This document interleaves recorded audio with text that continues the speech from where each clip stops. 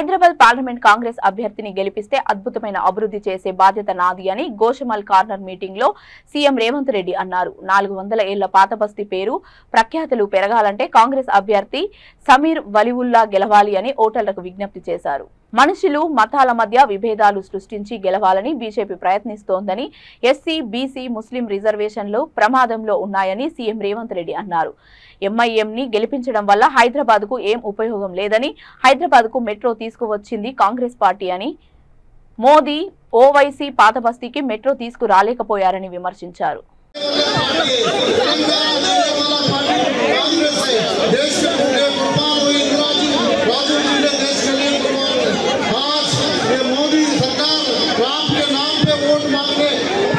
मुख्यमंत्री साहब अपने बीच में आए, अब ज्यादा समय न लेते हुए मैं आप मुख्यमंत्री साहब से गुजारिश करता हूँ, आप अपने अल्फाज सामने रखें।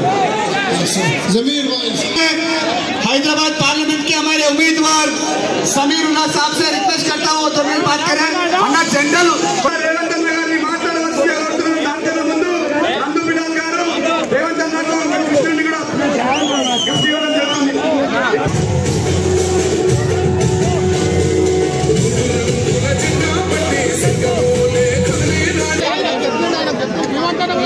श्रीमती सोनिया गांधी गारू, श्री मल्लिकार्जुन खड़गे गारू, श्री राहुल गांधी गारू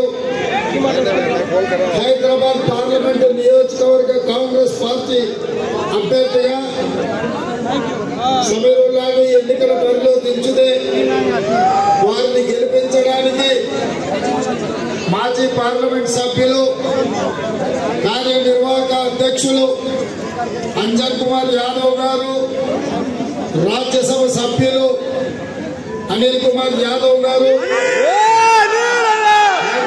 జిల్లా పార్టీ అధ్యక్షులు డాక్టర్ రోహిత్ రెడ్డి గారు, హైదరాబాద్ నగరంలో ముఖ్య నాయకులు, కాంగ్రెస్ పార్టీ కార్యకర్తలు, మా కమ్యూనిస్టు సోదరులందరూ కూడా ఈరోజు సమీరుల్లాను గెలిపించడానికి విచ్చేసినందుకు మీకందరికీ మనస్ఫూర్తిగా ధన్యవాదాలు, కృతజ్ఞతలు. మిత్రులారా, ఈ ఎన్నికలు మీకు తెలుసు.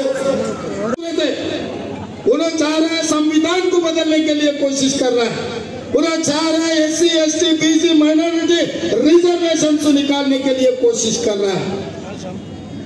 इसीलिए आज संविधान को बचाना है तो कांग्रेस पार्टी को जिता दो. SC, ST, BC, minority reservation को अगर बचाना है तो कांग्रेस पार्टी को जिता दो, नहीं तो ये शहर खराब हो जाएंगे. ये शहर में लॉ एंड ऑर्डर गफलत हो गए तो अपना कारोबार खत्म हो जाने वाले हैं.